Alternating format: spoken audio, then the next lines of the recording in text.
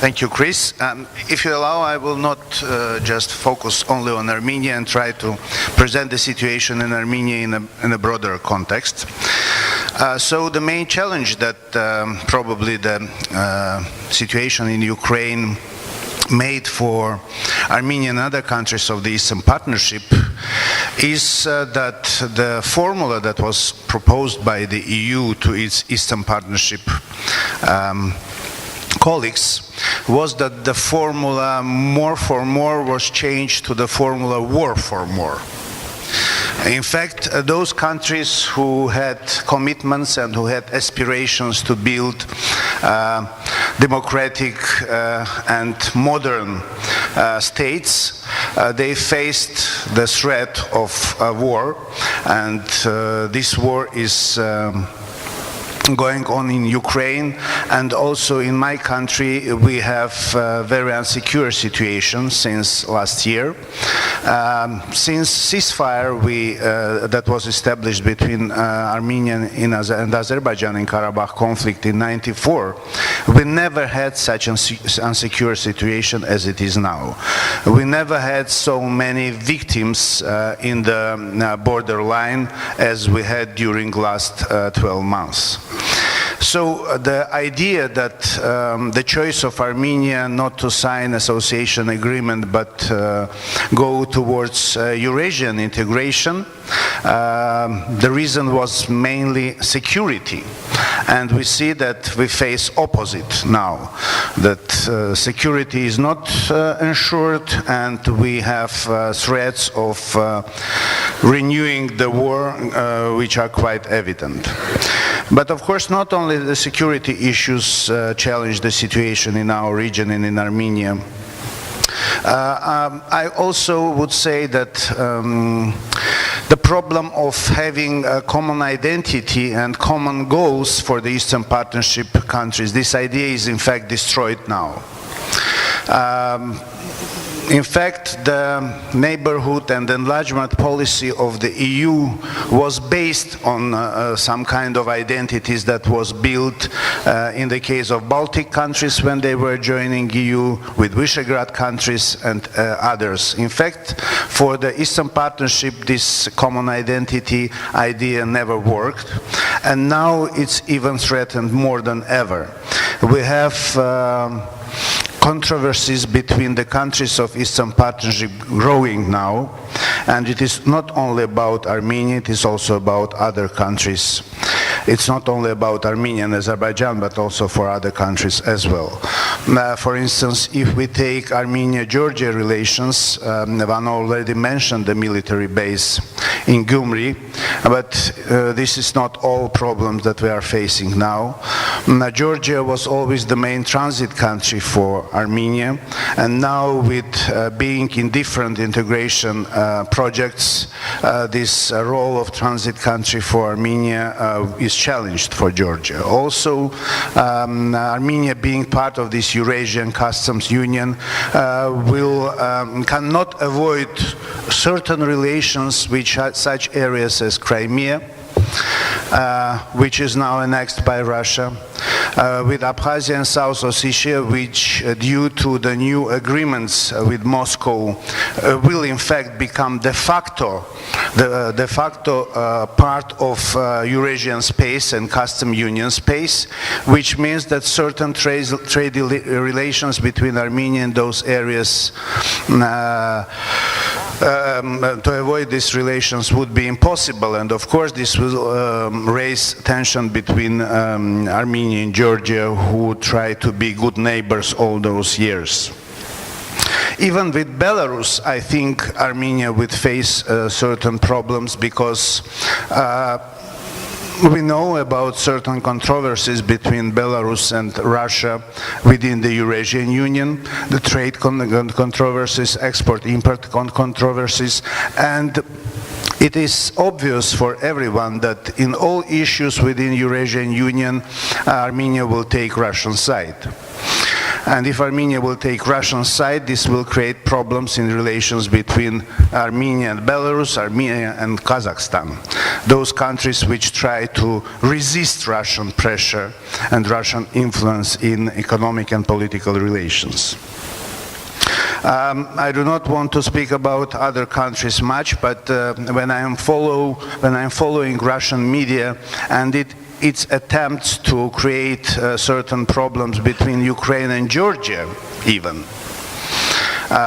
mentioning the appointments in new Ukrainian government and trying to discredit the policy of engagement of people from other countries, including Georgians. So we perfectly know that the political controversies within Georgian political parties, and so privilege that some representatives of opposition got in the Ukrainian government formation process. This, of course, may have certain implications on Georgian-Ukrainian policies, if not on official level, but at least on societal level, certain challenges are obvious. Also, the situation with Ukraine made very strong influence on democracy and human rights records in almost all Eastern Partnership countries. We all perfectly know what's happening in Azerbaijan, where in fact civil society is not more able to operate as an institute. And quite, if not similar, then very close trends we see in Armenia. And here it is important to mention, maybe it sounds a bit unserious, but when the standards of democracy and human rights in Azerbaijan are going down, then it is also a threat for Armenia. Because it is very important for Armenian government to be able always to say that we are better than in Azerbaijan. And the worse the situation in Azerbaijan is, the more arguments Armenian government gets also to decrease the standards. And now we have a draft law on amendments to the NGO legislation in Armenia, which are really threatening the independence of civil society in Armenia as well.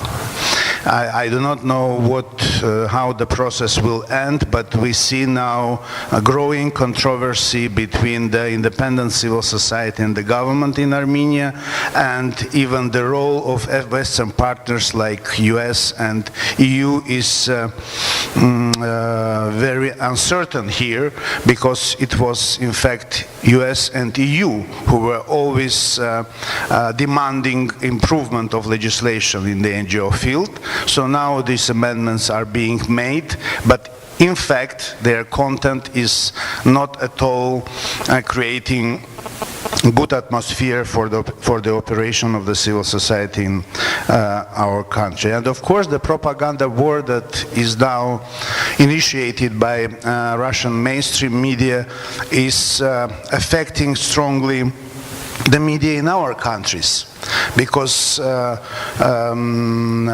undermining, neglecting the professional standards, media standards by Russian media, which plays important role in the information space of our countries, also has its effect on the standards in our media.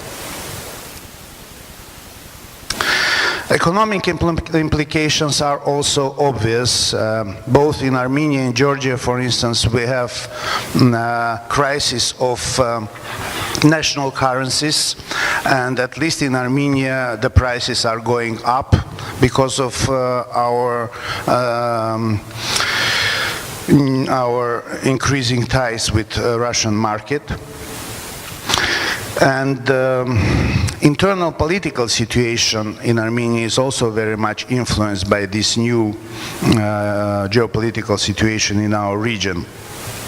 In fact, you probably know that recently there was voting in Armenian parliament about ratification of the agreement of joining Eurasian Union, and out of 131 MPs, 101 voted in favor, including members of opposition factions, and only 7 MPs voted against. This, of course, does not reflect the moods of the society, but the problem is that society is very dependent in Armenia on the political elite. And in fact, political elite, both representing the government and opposition, have kind of agreement on their policy towards Eurasian integration and European integration.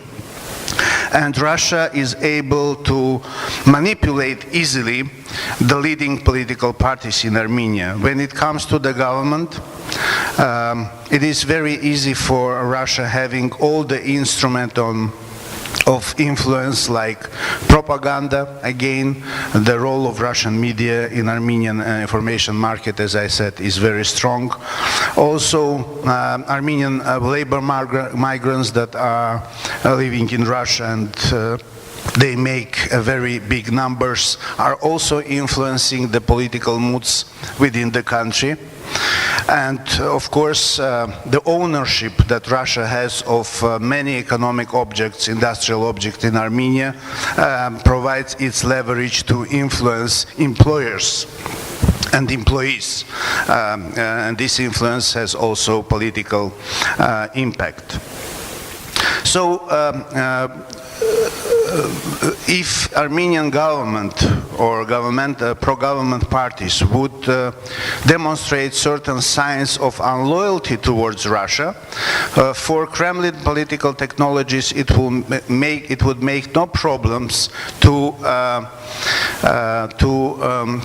encourage political opposition to challenge the government, and early elections would become very possible. So if the government would not be that loyal to the Eurasian integration model, it will be replaced by opposition which would be enough loyal for the Kremlin.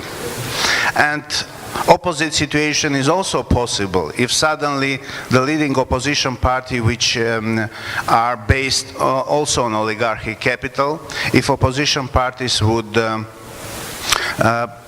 change their position and will criticize the Eurasian choice, the Armenian government will get full carte blanche to destroy economic and business basis of the opposition parties, and it will need just a couple of weeks to destroy the main opposition. So this manipulation creates a situation when in fact Armenian political elite has no choice. And both the opposition and the government have the same approach towards integration processes. And finally, implication of this new situation is that there is full uncertainty in relations between EU and Armenia.